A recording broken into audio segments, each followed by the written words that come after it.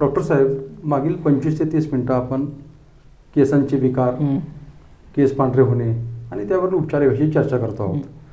परंतु बऱ्याचदा उपचारानंतर पुन्हा पुन्हा केस गळती होते. मग ही केस गळती होऊ नये म्हणून रुग्णांनी काय काळजी घ्यावी? आता तुमचा अनुभव आणि अभ्यास मोठा आहे, मग तुम्ही काय सल्ला द्याल?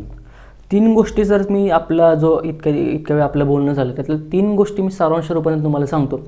पहिल्यांदा म्हणजे लिंबू आणि मिठाचं सेवन कमी प्रमाणात करावं. जास्त प्रमाणात सेवन करू नये. ते खूप मारक ठरतात केस गळण्यासाठी. म्हणजे केसांच्या तक्रारी आहेत त्यासाठी जास्त प्रमाणात लिंबू आणि मीठ खाणं हे खूप मारक त्रासदायक ठरतं. त्या गोष्टी करू नये.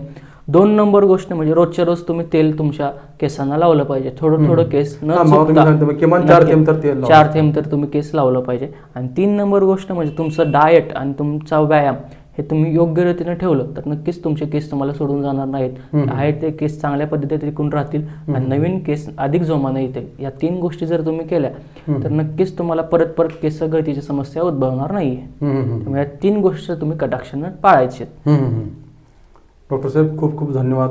आमच्या सर्व दर्शकांची खूप मागणी होती की केस विकारांवरती व्हिडिओ करा. नक्कीच. तुमच्या पाठपुरावा करून तुम्ही आम्हाला आज वेळ दिला, मार्मिक कट्ट्यावर आला, संवाद साधलात आणि पुन्हा तुमच्याशी काहीतरी एखादा वेगळा विषय घेऊन आम्हाला यायचं आहे. नक्कीच. परंतु तरीही तुमच्या बिझी शेड्यूलमधून तुम्ही वेळ दिला आणि मार्मिक कट्ट्यावर संवाद साधला आणि लोकांच्या बऱ्याच समस्या या निमित्त त्यांच्या समस्यांचं निराकरण होईल असं मला वाटतं. आणि पुन्हा आपण नक्की भेटू.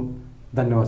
आणि मार्मिक संवादच्या आपल्या रवी सरांनी आज मला बोलण्याची संधी दिली त्याबद्दल देखील त्यांचं मनापासून धन्यवाद.